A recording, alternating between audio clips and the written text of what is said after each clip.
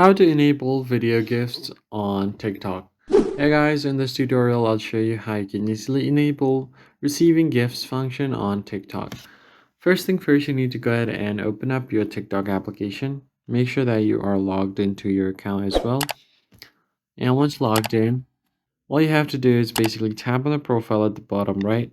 So you need to be eligible to go live on TikTok for this, and you also have to be eligible for monetization. Tap on TikTok Studio right here below your profile.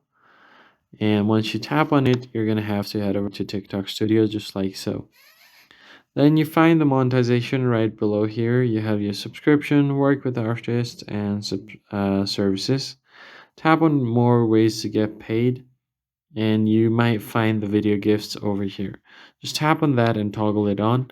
Since I'm not eligible for it right now, I'm not able to see it, but if you see it, you can easily toggle on the option for video gifts. And if you want to know when you're eligible in the future, you can get notified about it.